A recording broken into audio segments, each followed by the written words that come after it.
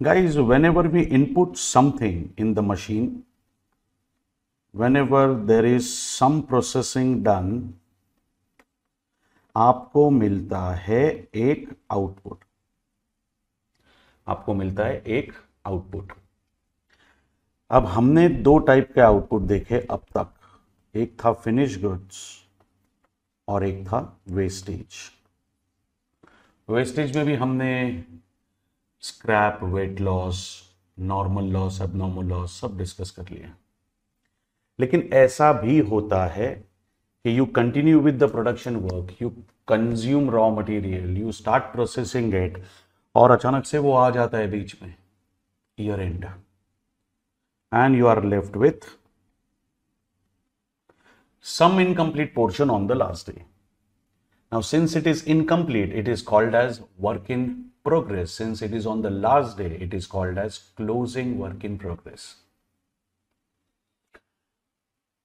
Problem ये होता है, whenever you have this situation, the biggest problem is when you prepare a process account,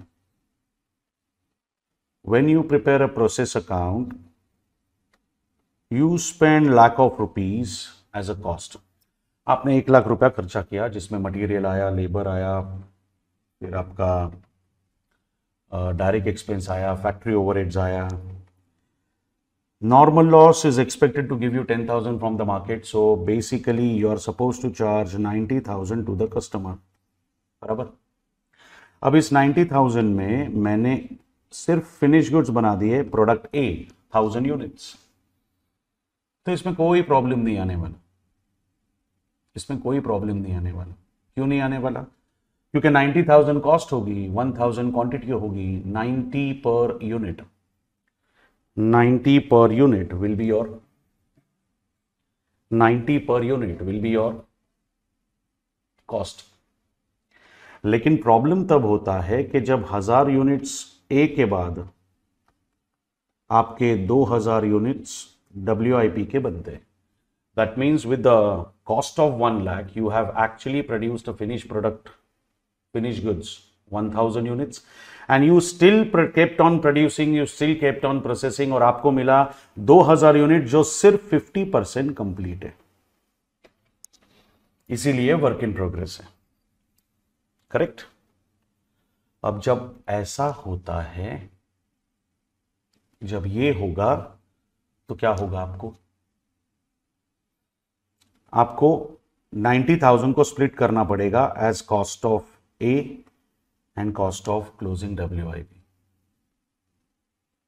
अब सबसे बड़ा प्रॉब्लम यह है कि 1000 प्लस 2000 में 3000 नहीं ले सकता। 1000 प्लस 2000 3000 नहीं हो सकता, क्योंकि 1000 पे 100% कॉस्ट इज इनकर्ड, लेकिन 2000 पे ओनली 50% कॉस्ट इज इनकर्ड। तो आप एक काम कर सकते हो, 2 half ticket is 1 full ticket. जितना खर्चा मैंने 2000 यूनिट्स पे किया, 50% काम खत्म करने। जितना खर्चा मैंने 2000 यूनिट्स पे किया, 50% काम खत्म करने को, उतने पैसे में 1000 यूनिट्स फिनिश गुड्स के बन गए होते। जितना खर्चा मैंने किया 2000 यूनिट्स पे 50% खत्म करने को, उतने पैसे में 1000 फिनिश गुड्स बन गए होते। मतलब मेरा एक्चुअल फिनिश गुड्स देखा जाए तो 1000 प्लस 1000 2000 होगा। So 90,000 divided by 2000, and 2000 will be known as equivalent production. मैंने इस साल जो खर्चा किया वो 1000 यूनिट्स के फिनिश गुड्स पे किया और 2000 यूनिट्स के WIP पे किया, लेकिन WIP मेरा 50% कंप्लीट है, तो it is as good as I can say कि I have incurred cost on 1000 actual finish goods and 1000 equivalent finish goods. मुझे cost per unit finish goods की मिल जाएगी 45, तो 45 into 1000 will give me 45,000। And since I have incurred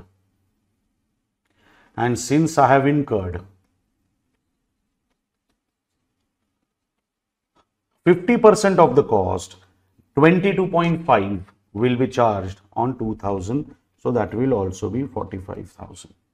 1000 की cost 45,000 क्योंकि finish goods बन चुका है। 2000 की कॉस्ट भी 90,000 होनी चाहिए थी अगर फिनिश गुड्स बनता तो, लेकिन आधा ही खर्चा किया है तो 45,000 पे रुक जाएगी। सो 45 plus 45 90,000 is taken care of. आपको समझा हमको क्या करना है? जितना खर्चा हमने किया उतने खर्चे में फिनिश गुड्स कितना बनता है वो ढूंढना है। समझ में आया? And that will be called as equivalent production. अब अगर फ्लैट 50% के बदले सपोज फॉर एग्जांपल हमने कॉस्ट पर यूनिट निकाल ली, दैट इज फाइन, लेकिन फ्लैट 50% के हिसाब से फ्लैट 50% के बदले अगर मटेरियल का कंप्लीशन 100% दिया और लेबर एंड ओवरहेड्स का कंप्लीशन अगर 60% दिया, तो हमको मटेरियल कॉस्ट अलग से ढूंढनी पड़ेगी, लेबर कॉस्ट पर यूनिट अलग से ढूंढनी पड़ेगी, ओवरहेड पर यूनिट अलग से ढूंढना पड़ेगा, and then will charge. Basically एक चीज आप समझ लो, what exactly are you trying to do? मैंने जितना खर्चा किया इस साल उसमें मुझे फिनिश गुड्स मिला होगा, WIP मिला होगा, मुझे वेस्टेज भी मिला होगा। I don't care about it.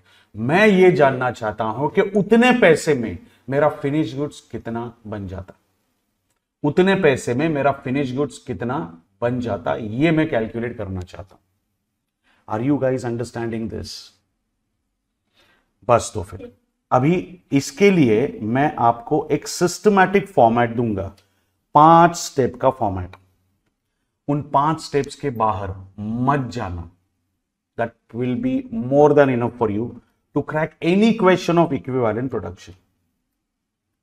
So let's get started with question number 2। आपकी जो भी नोटबुक चल रही है और जो भी पेज नंबर चल रहा है वो मार्क कर दीजिए।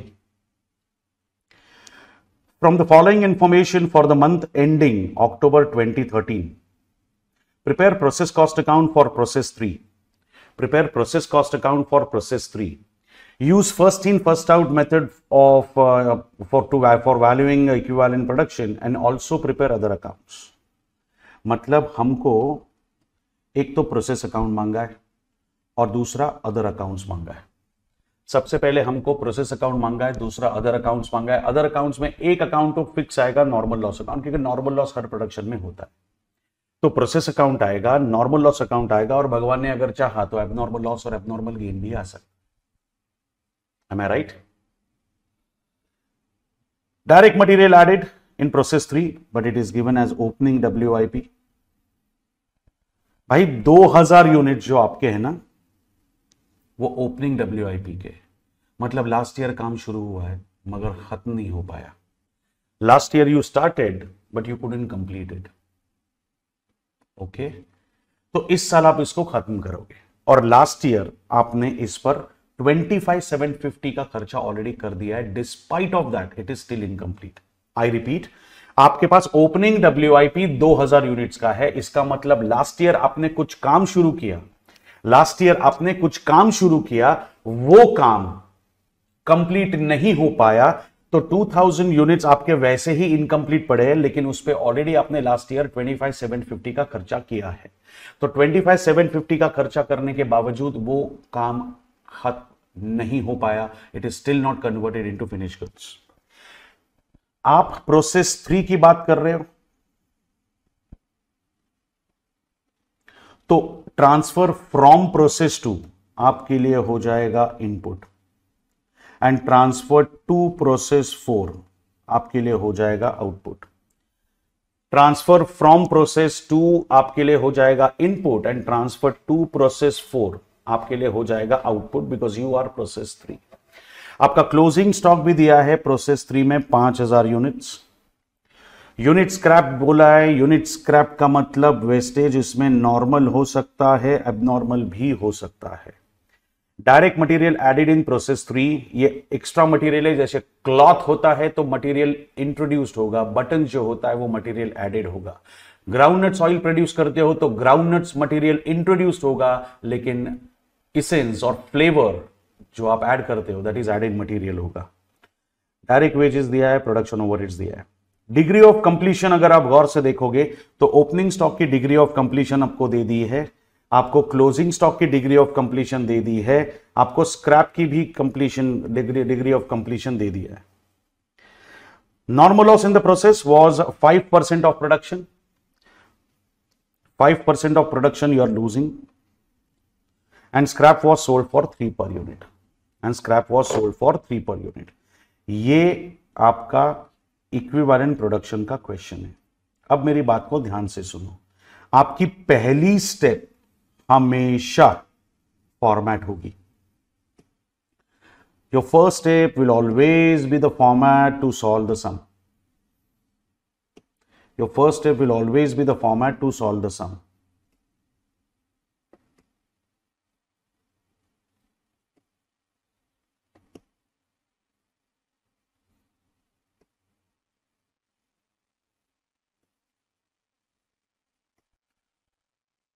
समझ में आ रहा है? अब आपको पहले से पता है, whenever you prepare process or any other account for that matter, आपको क्वांटिटी और अमाउंट दोनों की जरूरत पड़ती है. Thank you. आपको क्वांटिटी और अमाउंट दोनों की जरूरत पड़ती है. Whenever you prepare any process account or any other account related to this.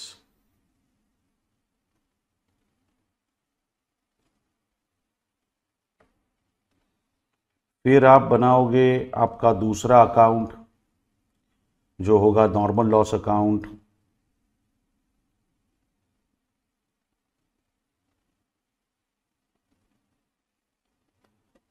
और फिर भगवान ने चाहा तो तीसरा भी बन सकता है, विच will be your abnormal loss और एबनॉर्मल गेन. तो सबसे पहले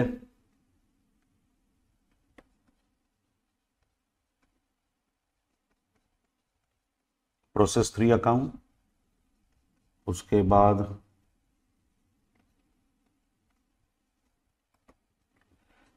बाद नॉर्मल लॉस अकाउंट, और फिर जो भी है. अब नाम पहले डिसाइड नहीं कर सकते, पहले होना चाहिए, होने के बाद नाम रखते हैं, ये तो आपको पता ही है, तो होने तक रुकना पड़ेगा अपने. ठीक है. So this is your format. Let me know once you are ready with the format, we will start with solution.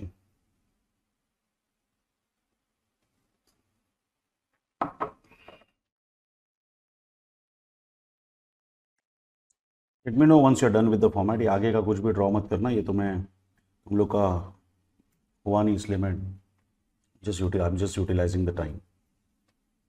हाँ जी, इज इट डन? चलिए, सबसे पहला step, whenever you are going for WIP valuation, आपका सबसे पहला step होगा preparing the format which is asked. अब इसमें आपको सबसे पहले दिया है opening WIP जो है 2000 यूनिट्स and 25,750. Start writing.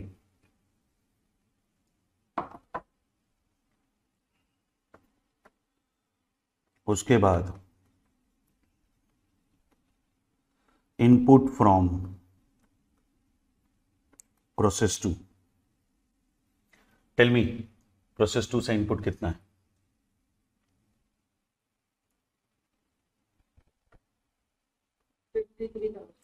53,000. और कॉस्ट कितनी है? 4,11,500. बराबर.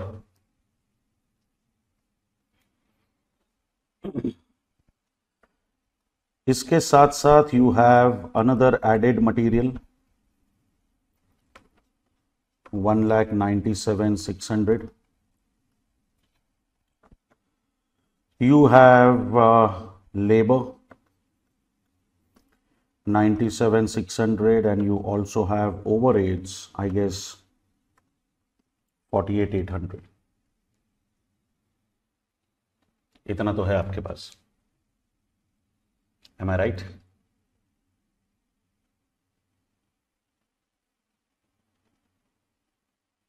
अरे Danish, it's okay, no problem.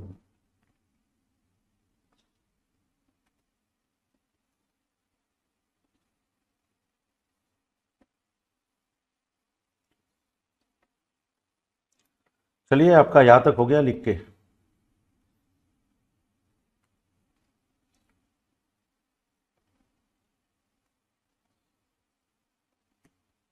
आगे बढ़े।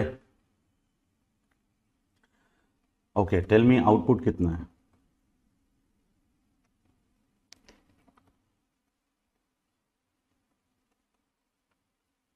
Bye correct, by output transfer to process 4 48,000। आपको तो WIP भी दिया है, कितना है क्लोजिंग WIP?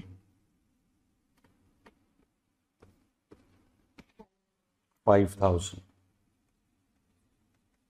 और they have told you something about normal loss as well.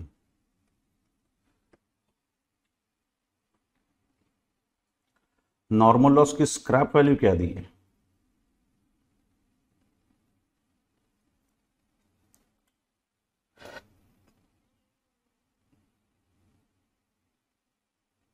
हाँ जी, 3 per unit। 3 per unit. लेकिन यार क्वांटिटी के बारे में कुछ भलता ही बोला है।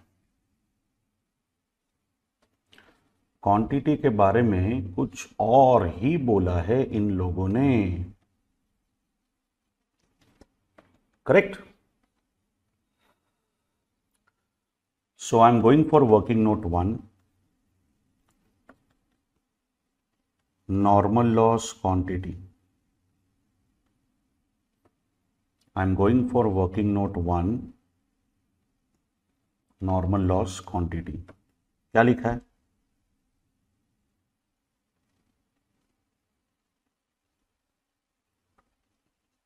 %5 ऑफ प्रोडक्शन।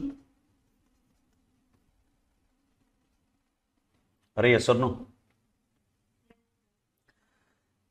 अभी मेरी बात ध्यान से सुनना।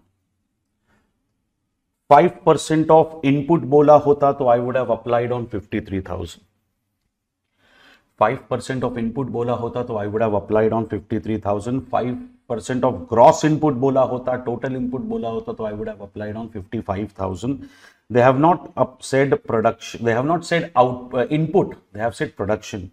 This term is also known as throughput. Production is also known as throughput. और इसको कैलकुलेट करने का एक फॉर्मूला है, बट वो छोड़ो, अभी मैं फॉर्मूला बेस नहीं पढ़ा था, तुम लोग को पता है। अभी ध्यान से मेरी बात को सुनना, एकदम ध्यान से सुनना। 5% ऑफ प्रोडक्शन मतलब 5% ऑफ थ्रूपुट। मुझे जानना है कि प्रोडक्शन कितना है। ध्यान से सुनो, मेरे पास ओपनिंग WIP था 2000, मतलब सबसे पहले मैंने इस 2000 को फिनिश गुड्स में कन्वर्ट किया होगा। मेरा ओपनिंग WIP इज 2000, मतलब सबसे पहले मैंने ओपनिंग WIP को 2000 में कन्वर्ट किया होगा।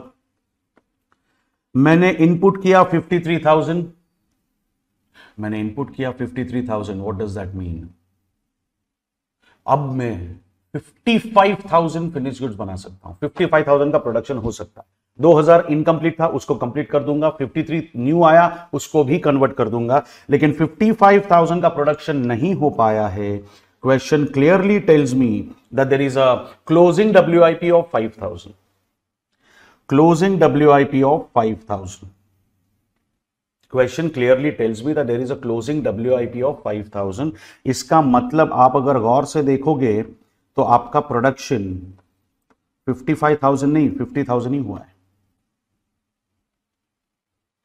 और अब क्वेश्चन चेक करो, 55,000 में से आई गेस 48,000 जो आपको मिला है दैट इज फिनिश गुड्स, और 2,000 आपको जो मिला है that is wastage. Question check कर लो।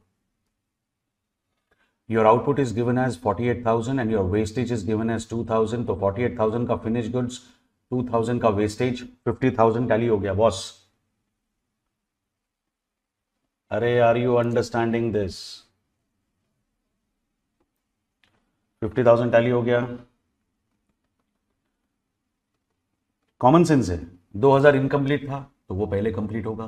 53,000 नया आया तो वो भी कंप्लीट होगा। तो 2,000 प्लस 53,000, 55,000 का आउटपुट बन सकता था, लेकिन 5,000 अब भी क्लोजिंग WIP है, मतलब 5,000 अब भी इनकम्प्लीट है। अब 55,000 में से 5,000 इनकम्प्लीट है, मतलब 50 का काम हो गया। So your production is 50,000। 5% of that will be 2,500 units. तो फिर थ्रूपुट का formula opening WIP plus current input minus closing WIP. Opening WIP plus current input minus closing WIP. I hope this part is clear.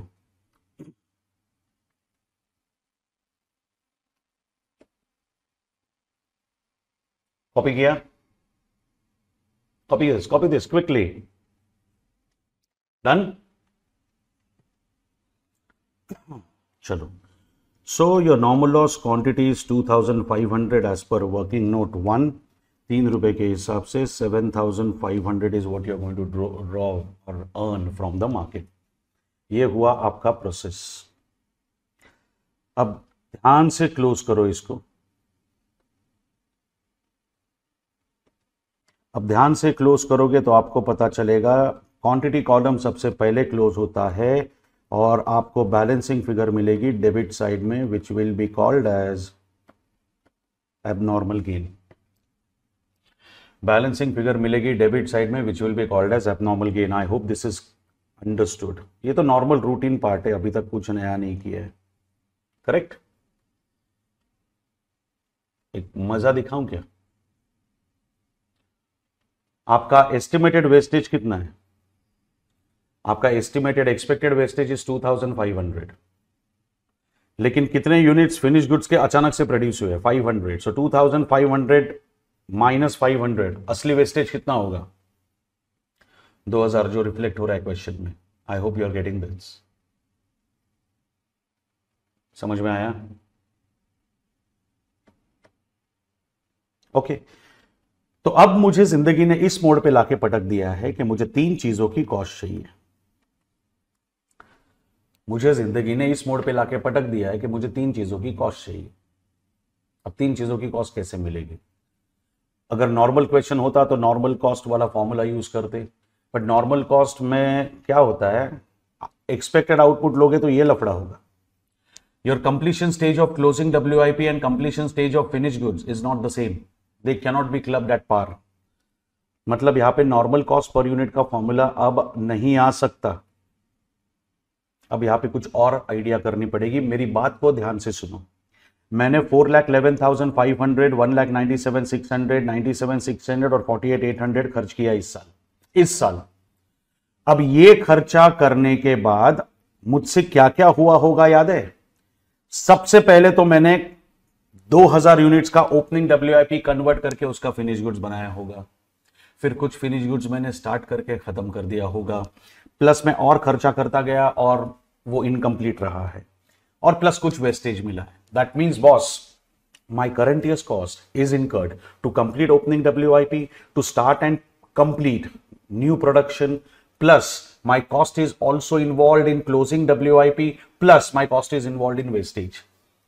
इतने 4 अलग अलग type के output में मेरी cost involve है. तो अब मैं एक ही चीज करना चाहता हूं. I just want to know कि इतने पैसे में, जितना मैंने खर्चा किया उतने पैसे में फिनिश गुड्स कितने बनते. I just want to know cost of finish goods. Are you guys understanding this?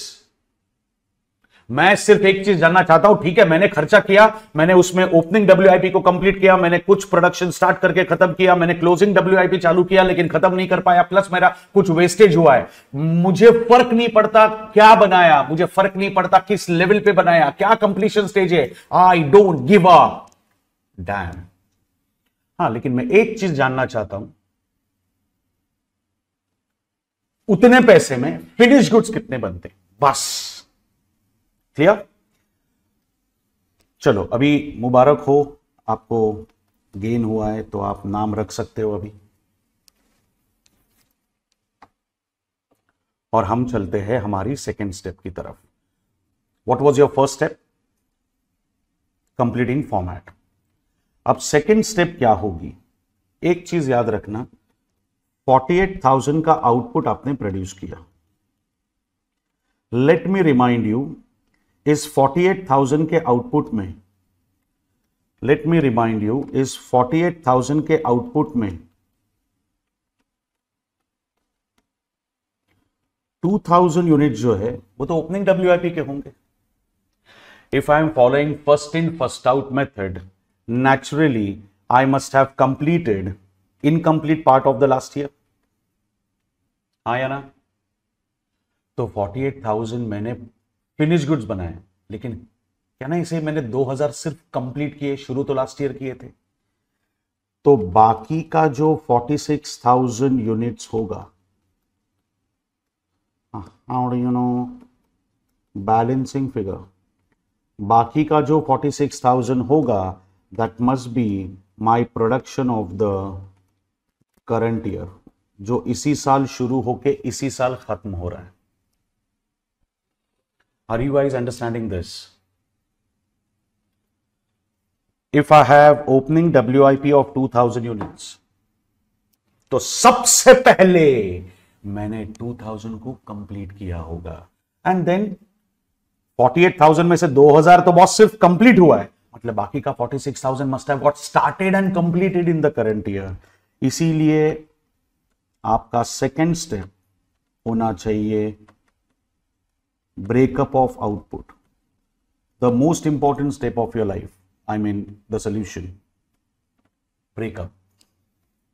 Breakup कर लो, क्लैरिटी आएगी, किस पे कितना खर्चा किया पता चल जाएगा. मतलब सुनो ध्यान से, ओपनिंग WIP पे पूरा खर्चा इस साल नहीं हुआ है, some cost was incurred in the last year, balance cost is incurred in the current year, but boss 46,000 पे 100% cost is incurred in the current year. किस पे कितना खर्चा हुआ है ये तभी पता चलता है जब ब्रेकअप होता है.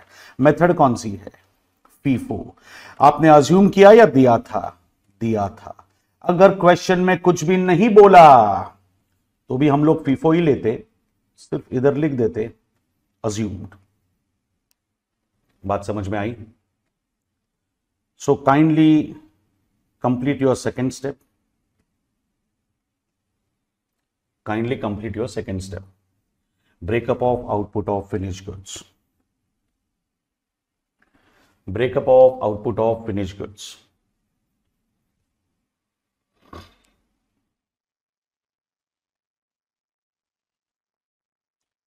Is it done?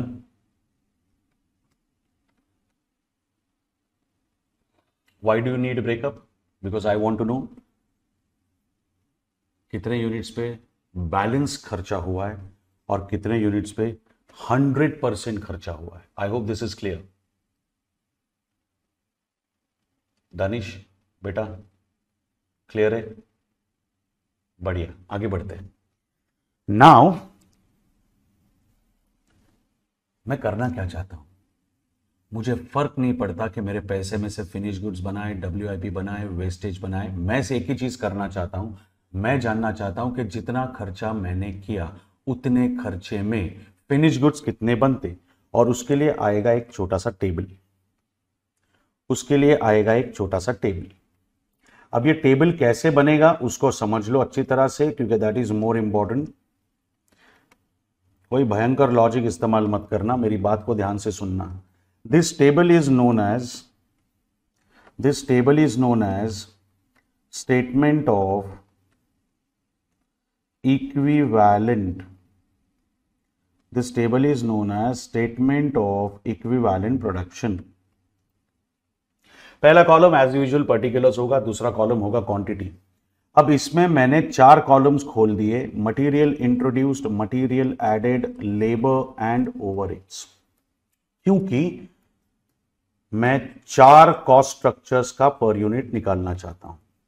अगर यहां पे सिर्फ 3 होते तो मैं 3 कॉलम खोलता, अगर यहां पे सिर्फ 2 होते तो मैं 2 कॉलम खोलता. यहां पे 4 एक्सपेंसेस है तो चारों का पर यूनिट मुझे चाहिए, और हर एक में percentage quantity, percentage quantity, percentage quantity, quantity percentage, ऐसा फॉर्मेट बना के रख देने का.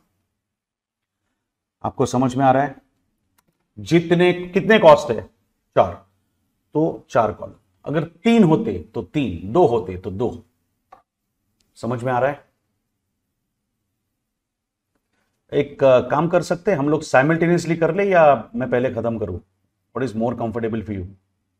मेरे हिसाब से साइमल्टेनियसली कर लेते हैं. हाँ, प्लीज फॉर्मेट ड्रॉ करके रखो। Material introduced, material added, labor and overheads are the four expenses which we are dealing in. So I need 4 different columns. अगर 3 होते तो 3, 2 होते तो 2, ओवरहेड्स के हिसाब से, आई मीन एक्सपेंसेस के हिसाब से जाने का, क्योंकि मुझे अल्टीमेटली कॉस्ट पर यूनिट चाहिए। यस बच्चा लोग आगे बढ़े।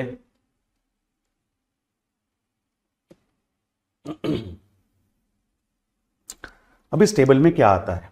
इस टेबल में हर वो आइटम आएगा जो आपको प्रोसेस अकाउंट में कॉस्ट पे लिखना है।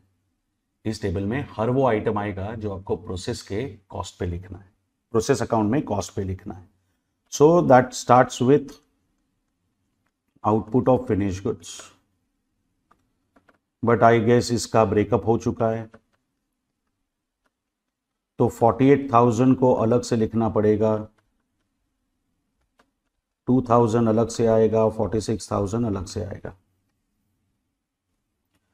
प्लस मेरे पास कुछ इनकम्प्लीट सामान पड़ा है WIP, और मेरे पास है एबनॉर्मल गेन। अब मेरी बात को ध्यान से सुनना। आपका आउटपुट 48,000 जिसका ब्रेकअप 2,000 और 46,000 है, ये आउटपुट क्रेडिट साइड पे पड़ा है। WIP 5,000 भी क्रेडिट साइड में पड़ा है, तो basically this is an addition effect. 48,000 भी क्रेडिट में, 5,000 भी क्रेडिट में, 48,000 क्रेडिट में, 5,000 भी क्रेडिट में, तो it is an addition effect. 48,000 credit में, 5,000 भी क्रेडिट में, तो it is an addition effect. लेकिन मैं अपना एबनॉर्मल गेन जो है वो ऑपोजिट साइड पे पड़ा है, तो abnormal gain quantity will always be subtracted. Abnormal gain quantity will always be subtracted.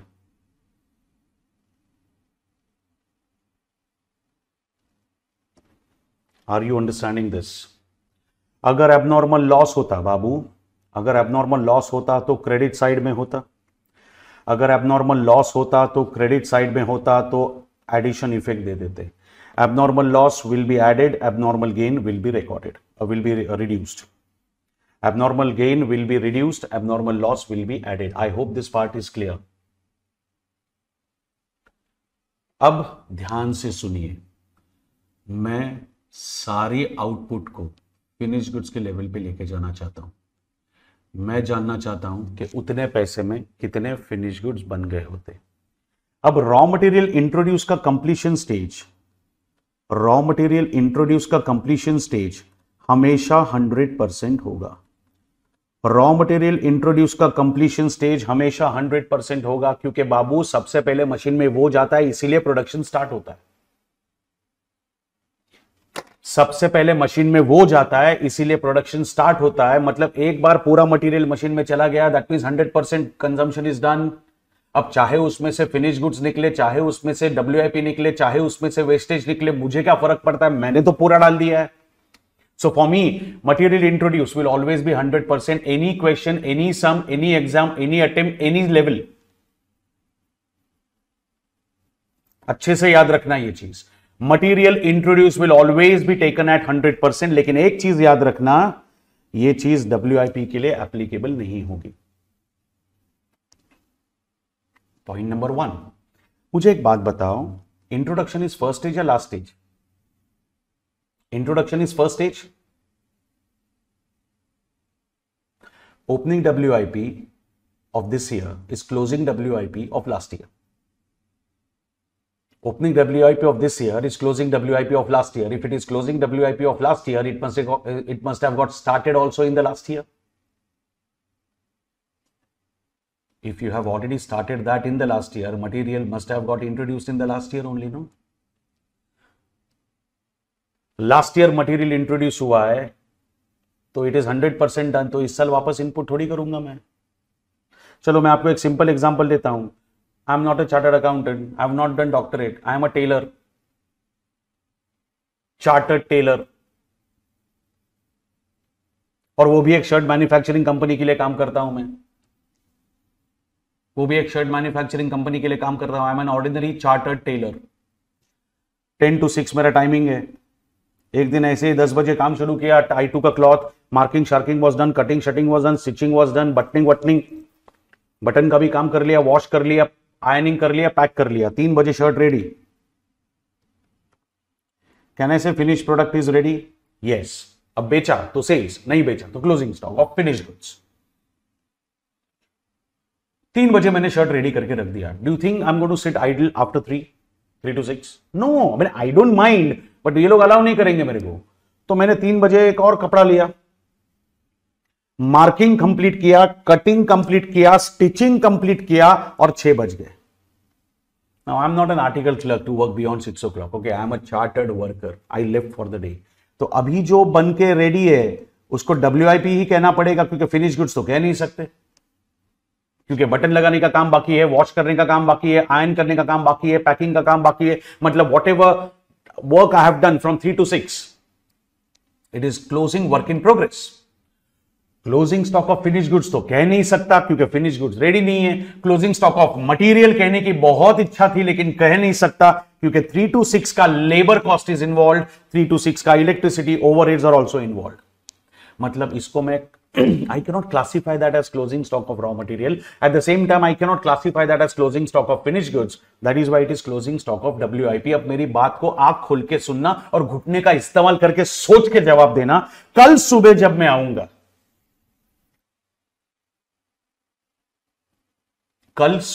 आऊंगा, I'm going to start with this.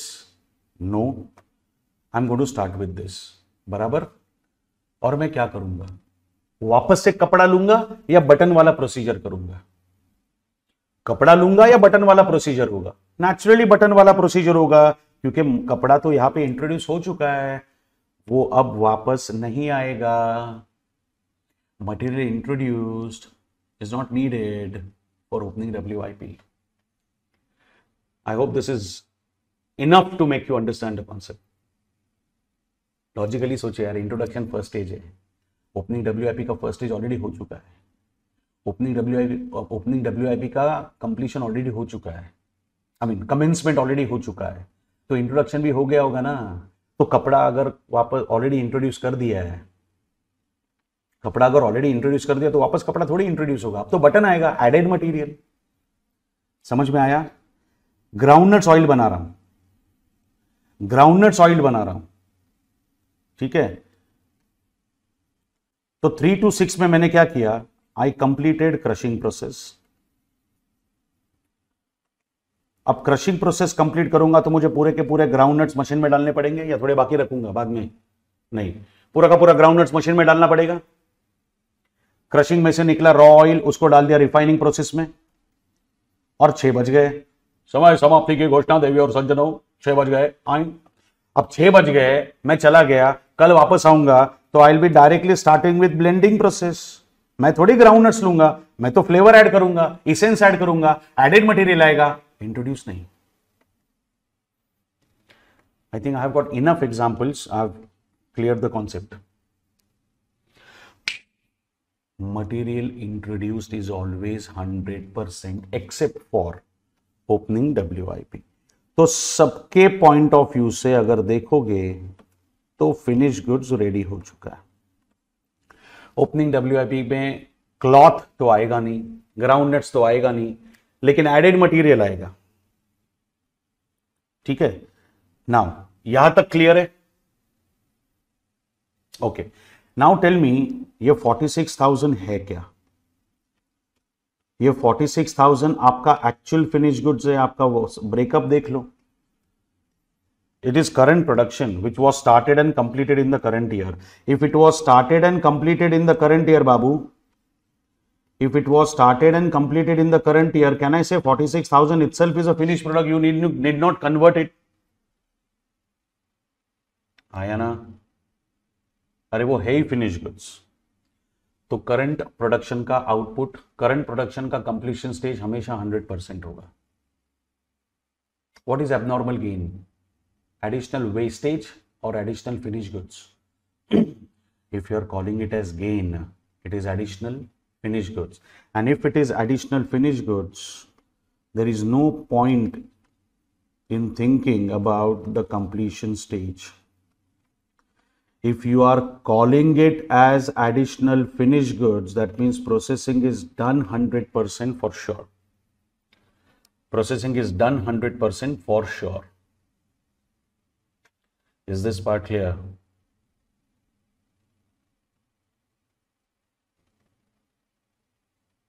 ये लिख लिया आपने?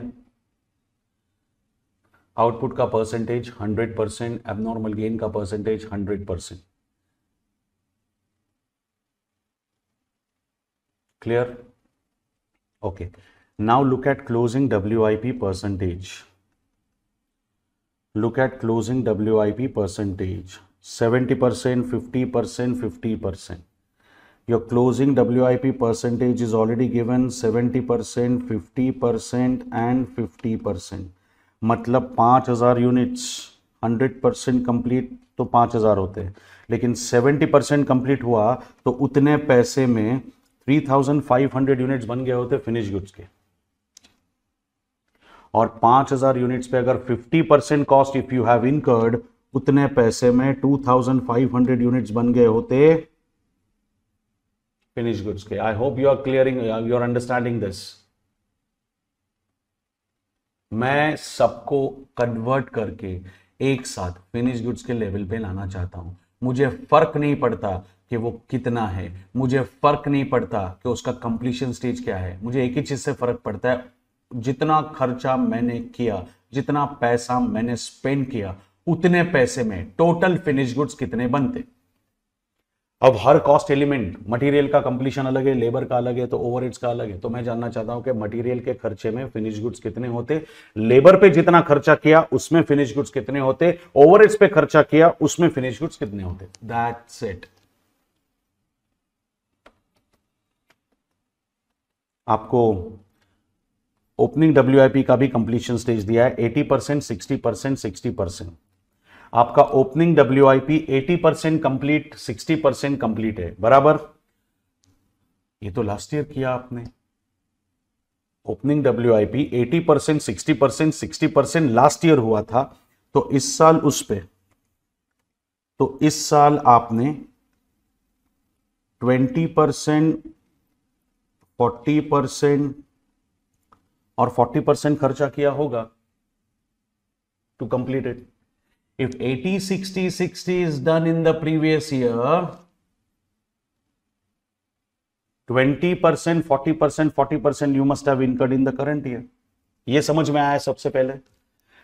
Now this will be applicable only for opening WIP. Opening WIP पे हमेशा balance percentage लेने का. अब 2000 पे 20% खर्चा करता हूं, उस पे उतने पैसे में 400 यूनिट बन गए होते. और रही बात लेबर एंड ओवरहेड्स की, तो जितना खर्चा मैंने ओपनिंग WIP पे किया है, 2000 पे 40% खर्चा किया है, उतने पैसे में 800 यूनिट्स बन गए होते फिनिश गुड्स के. Have you guys clearly understood this part?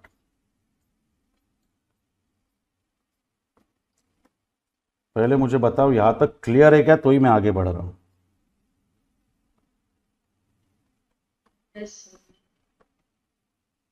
Okay. तो ये आएगा 50,500, ये आएगा 49,400, ये आएगा 48,800, ये भी 48,800. Complete this and let is it done. बोलो जल्दी यार. ओके. अभी मैं I will give you all important points related to this concept. सारे इंपॉर्टेंट पॉइंट्स एक के बाद एक के बाद एक लिख लो. Point number 1,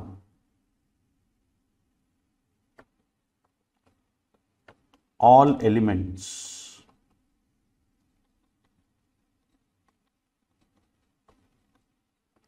which are to be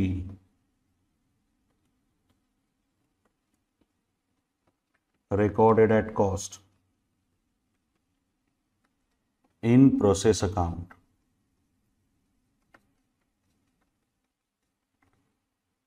will be included. All elements which are to be recorded at cost in process account will be included. For example, output of finished goods with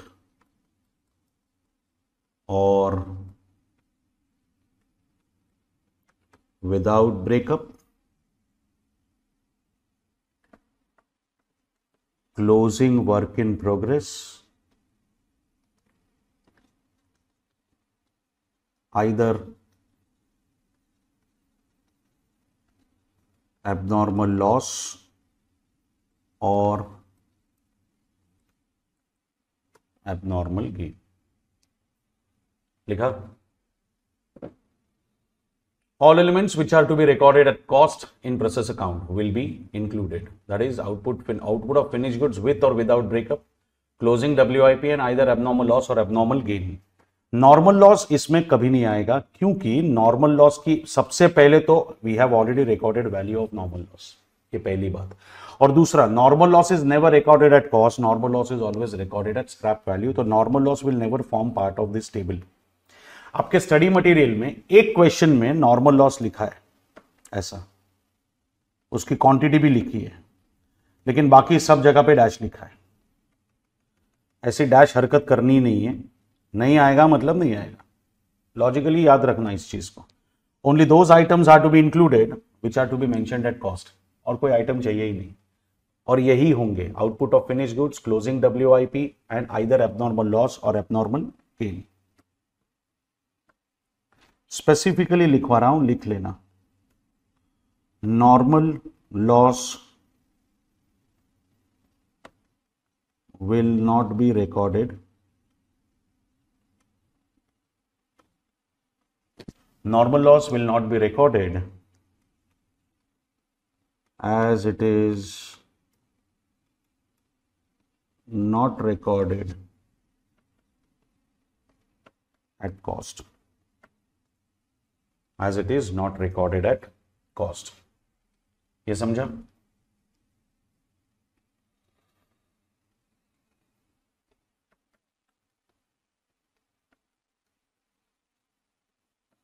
Completion stage of raw material introduced will always be 100% except for opening work in progress. Completion stage of raw material introduced will always be 100% except for opening WIP. I hope this is clear. Huh?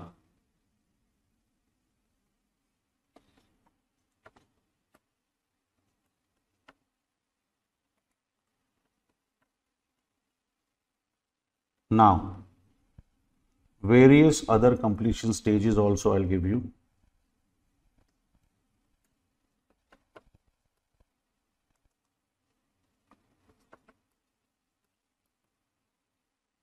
Current production and abnormal gain.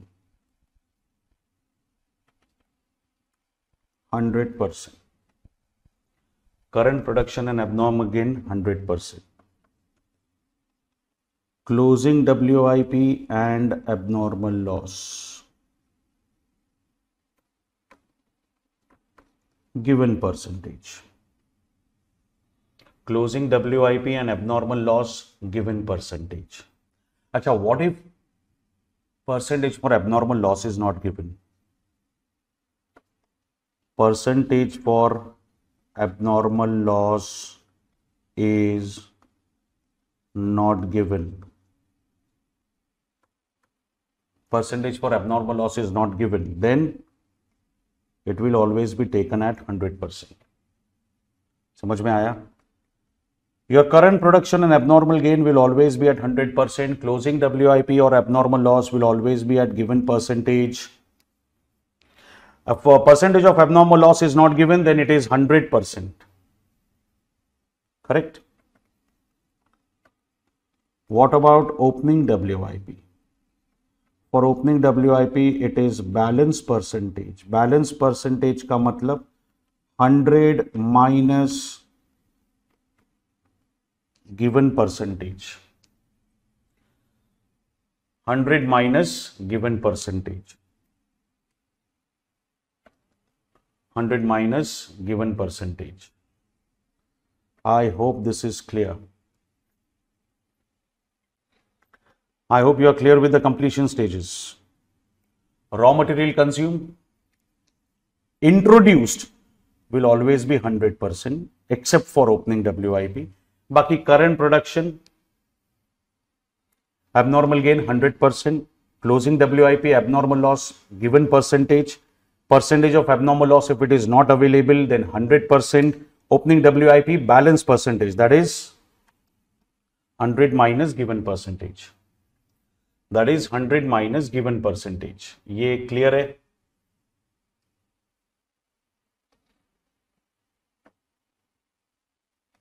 $100 minus given percentage. Are you guys clear with it? देखो और कुछ लिखना, और कुछ बाकी है?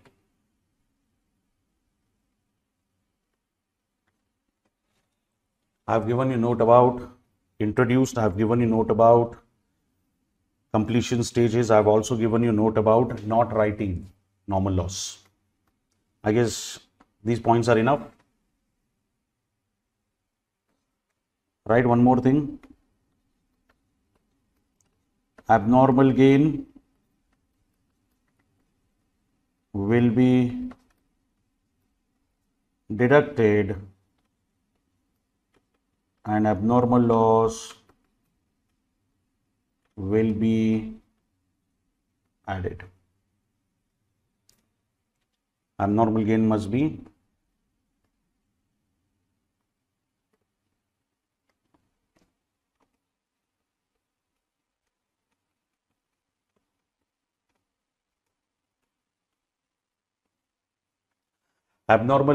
deducted and abnormal loss will be added. पूरे table में. I hope this is enough. Clear है? कोई भी क्वेश्चन क्रैक कर सकते हो इसमें. आगे बढ़ूं तो अब मुझे पता चल गया कि जितना खर्चा मैंने मटेरियल इंट्रोड्यूस पे किया है उतने पैसे में कितने फिनिश गुड्स बनते, जितना खर्चा मैंने मटेरियल एडेड पे किया उतने पैसे में कितने फिनिश गुड्स बनते, जितना खर्चा मैंने लेबर और ओवरहेड्स पे किया है उतने पैसे में कितने फिनिश गुड्स बनते.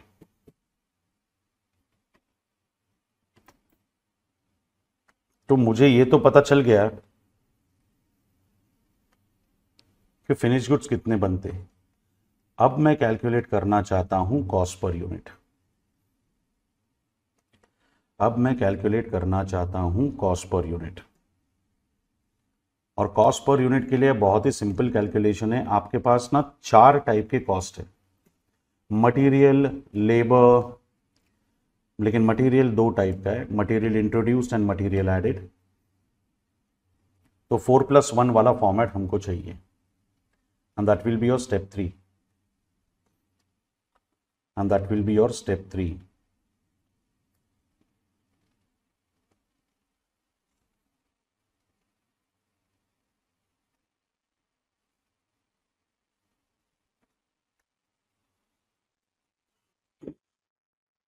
That will be your step 3 or rather step 4. आगे बढ़े.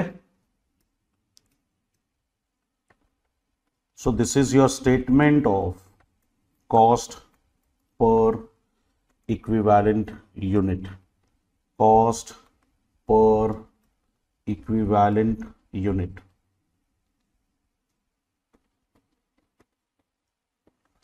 Boss, we have got material introduced, we have got material added, we have got labor, we have got overheads, and we have already incurred 4,11,500 on introduced.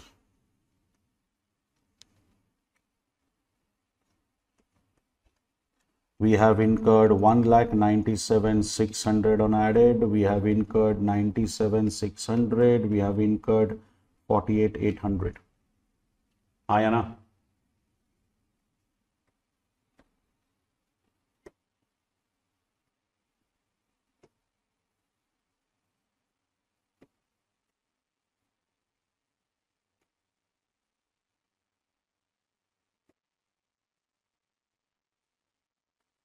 समझा ये?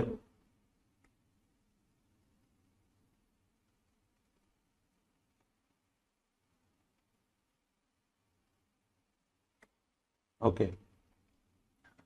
अब सबसे पहले याद रखना, एक नॉर्मल लॉस अमाउंट है जो हमको माइनस करनी है। Guys, if you recollect the basic question, we always use to reduce normal loss amount. मैंने कहा था ना आपसे, कस्टमर के लिए आपने खर्चा कितना किया? कस्टमर के लिए आपने खर्चा कितना किया? 4,11,500। 4,11,500 में से 7,500 जो है, 4,11,500 में से 7,500 तो आपको कस्टमर से मिल जाएगा बाय वे ऑफ स्क्रैप। तो आप बाकी का चार्ज कर दो कस्टमर को, वो कस्टमर से ले लो। 4,11,500 माइनस 7,500, बाकी सबकी कॉस्ट सेम रहेगी।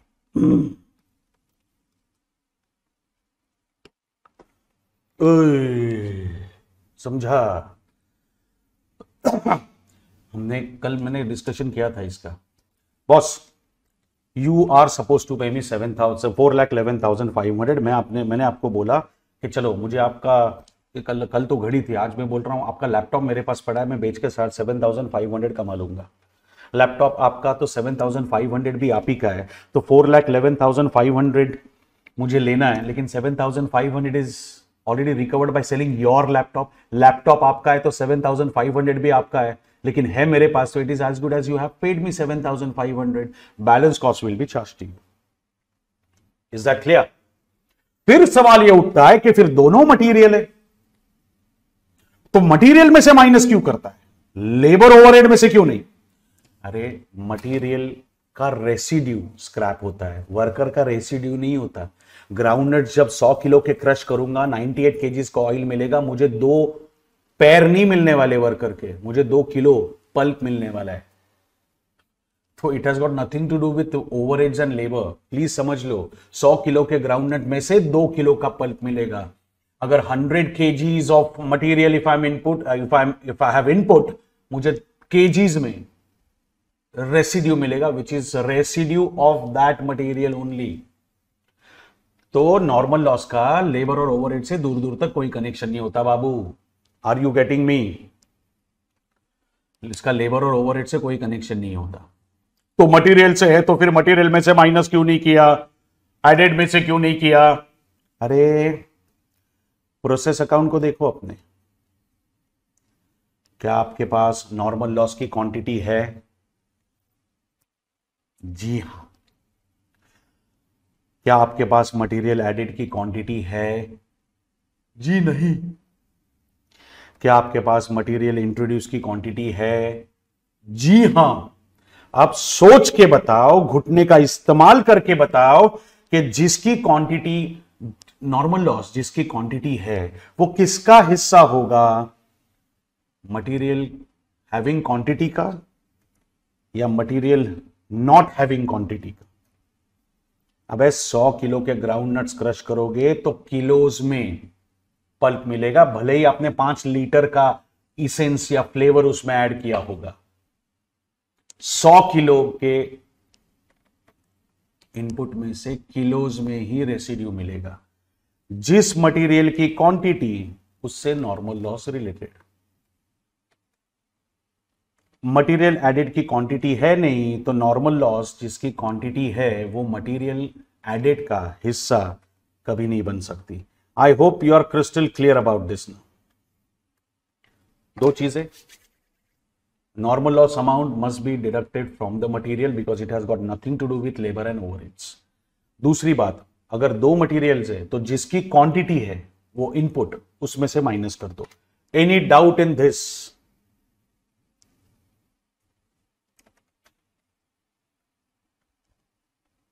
Okay, so this will be divided by equivalent quantity.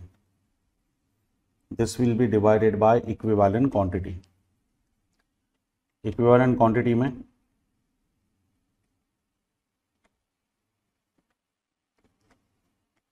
बोलिए, tell me.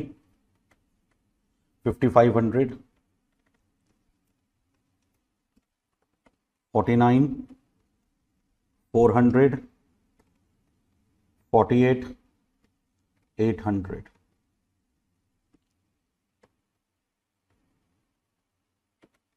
Give me CPU quickly. So at this stage I'll get cost per equivalent unit in terms of rupees. I guess it is 8, 4, 2 and 1.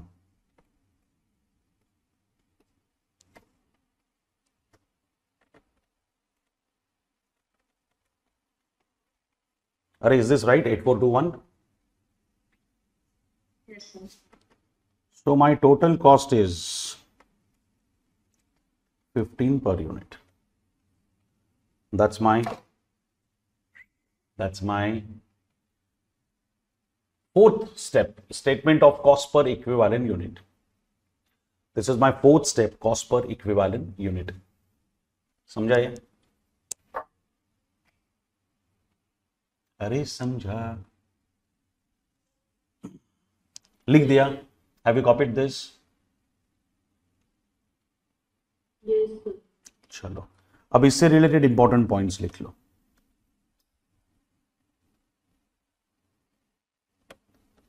Yes, sir. Normal loss amount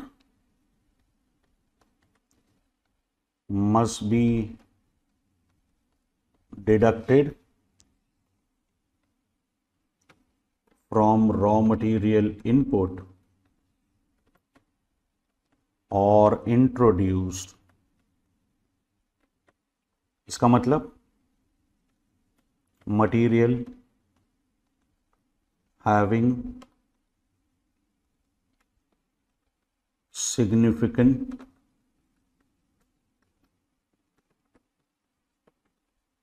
quantity. Material having significant quantity. और दूसरा important point मैं बताना चाहता हूं, अगर अपने को तो राउंड फिगर मिला, लेकिन अगर राउंड फिगर नहीं मिलता है तो rates are not to be rounded off. हमेशा याद रखना इस चीज को. Rates are never to be rounded off. Rates पूरा लेने का हमने कल भी बात किया था, हमने पहले भी बात की. रेट को राउंड ऑफ करने का नहीं. I hope you are clear with this table. Statement of equivalent, statement of cost per equivalent unit. Is it done? Yes, sir. Now let's go for the last step.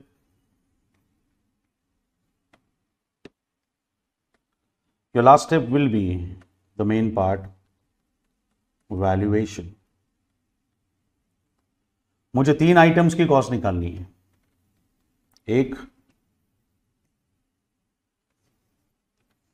एक WIP, दूसरा output और तीसरा abnormal gain. Am I right?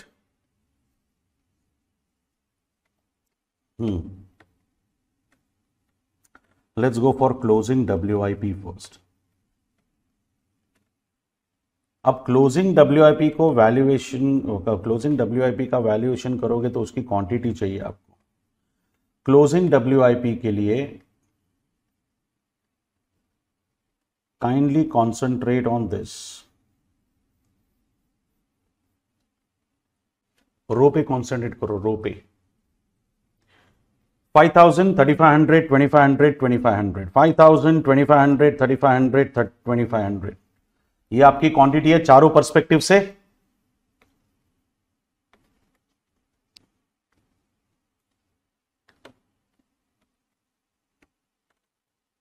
Material introduced, material added, labor, and overheads.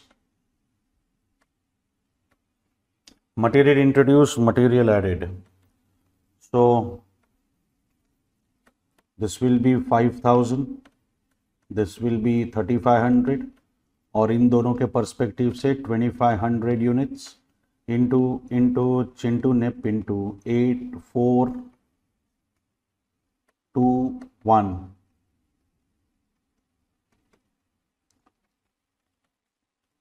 40,000 14,000 5,000 2,500.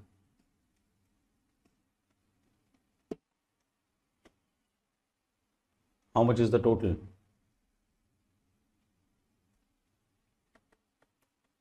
61,500. 61,500.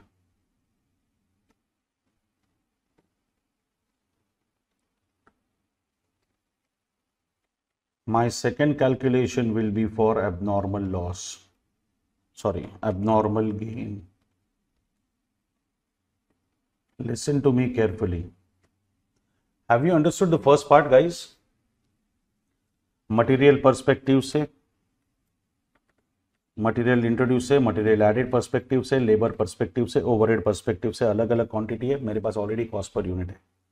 Abnormal gain की बात करूं तो चारों column में 500 ही दिख रहा है. चारों कॉलम में मुझे 500 ही दिख रहा है, तो 500 500 500 500 इंटू चिंटू पिंटू करने से अच्छा सीधा 500 यूनिट्स इंटू वो टोटल कॉस्ट कर लो ना यार 15 रुपए वाली. You already have 15 per unit, so that comes to 7,500. This is 61,500, that is 7,500. I hope you guys are clear about valuation. Abnormal loss होता तो ऐसी क्वांटिटी मिलती तो इंटू चिंटू पिंटू कर लेते, पर जब सबको 500 से मल्टीप्लाई करना है तो सीधा कंबाइंड कॉस्ट ले लेते. Point number 3 is output of finish goods. Point number 3 is output of finish goods.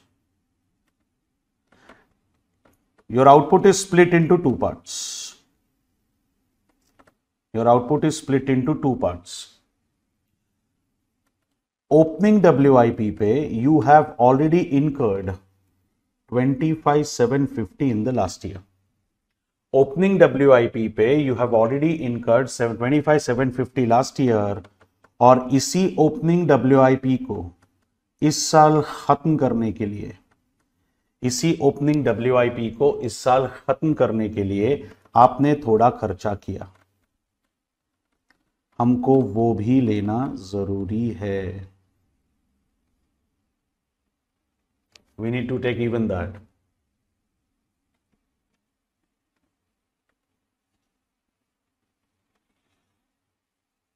So material introduced, material added, labor, overheads.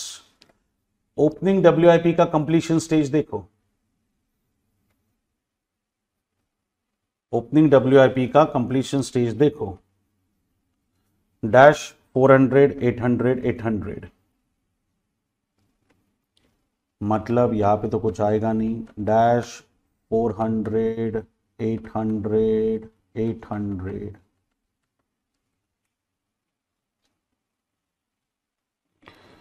Dash 400 800 800, 8421. 8 वाला तो है नहीं, 421 वाला आएगा. So that comes to 1600 800. इसका मतलब समझा क्या?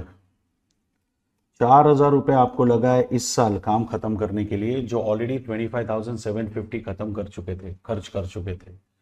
तो बॉस मेरे पास जो 2,000 यूनिट्स ओपनिंग WIP के थे, 25,750 लास्ट ईयर की कॉस्ट, 4,000 उसकी करंट ईयर की कॉस्ट, ये होगी मेरी total cost of finish goods. बात समझ में आई? Very clear? अच्छा, आपका करंट प्रोडक्शन भी था ना, जो आपने इसी साल शुरू करके इसी साल खत्म किया, और वो सारे कॉलम्स में 46,000 ही है, तो इसके लिए सीधा 12 पर यूनिट ले लेता हूं, सॉरी 15 पर यूनिट ले लेता हूं। तो 15 चौक 60, 15 सक 9 हुआ 6,90,000।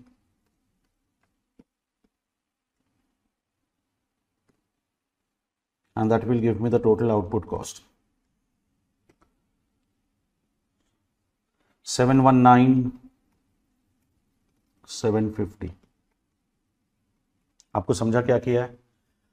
करंट ईयर का आउटपुट दो हिस्सों में बटा था। ओपनिंग WIP पे लास्ट ईयर इतना खर्चा ऑलरेडी कर दिया था, इस साल हमने 4,000 किया, तब जाके वो खत्म हुआ।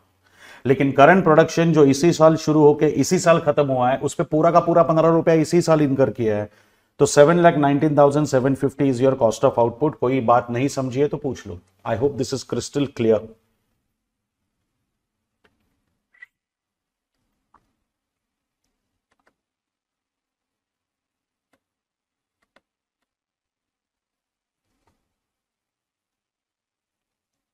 समझ में आई बात?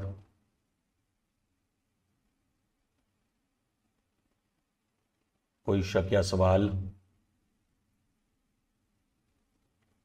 Shall I proceed?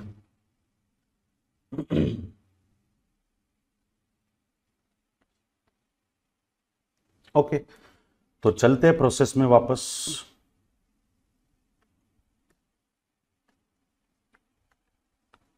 आपको ये मिला है 61,500, आपको ये मिला है 7,500, और आपको ये भी मिला है 7,19,500।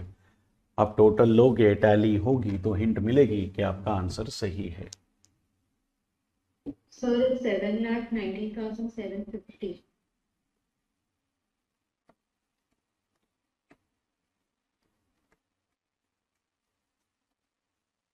हाँ, 7,19,750। चलिए लिख दीजिए, टेक द टोटल।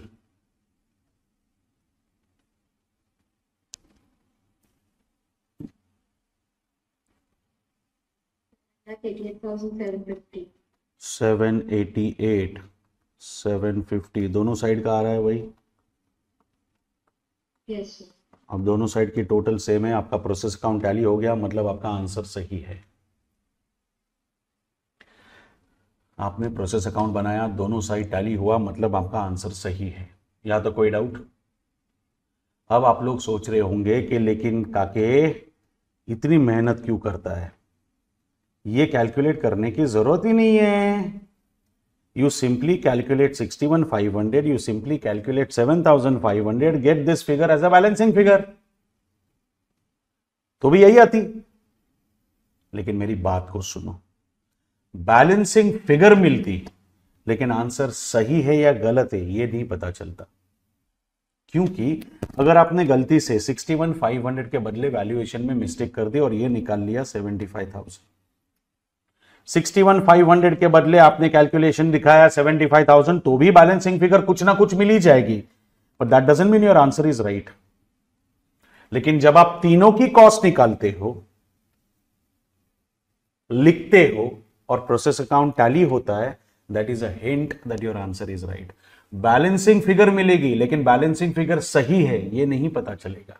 लेकिन यहां पे तीनों की कॉस्ट निकालते हो, अकाउंट जब टैली होता है तो आपको क्लियरली पता चलता है कि आपका आंसर सही है। अगर मुझसे यहां पे 75,000 मैंने अगर कैलकुलेट गलती से किया होता तो मुझे तुरंत पता चलता कि जब मेरा अकाउंट जब टैली नहीं होता, तो I realise that there is something wrong, I can go back to valuation part, I can check my answer. आपको समझ में आया? शॉर्टकट मारने का नहीं, समझा? चलो, अब ये दो अकाउंट भी बनाने को बोला है। याद है हम ये अकाउंट कैसे बनाते हैं? We just complete the second effect first. तो normal loss account debit to process 3, 2,500 का अपना normal loss, abnormal gain by process 3, by process 3 कितना है? 500 and 7,500.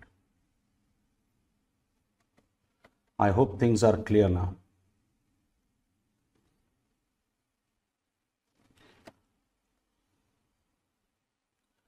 अब इनको वैल्यू करने के लिए क्या करना पड़ता है?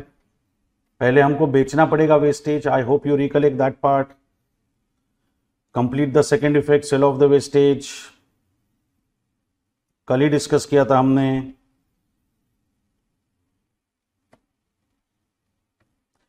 Complete the second effect, sale of the wastage करना है हमको. ओके, वेस्टेज ढूंढो. क्वेश्चन में आपको क्लियरली दिया हुआ है वेस्टेज क्वेश्चन में 2000 और स्क्रैप वैल्यू भी दी है 3 रुपीज. तो 6000 का वेस्टेज आएगा.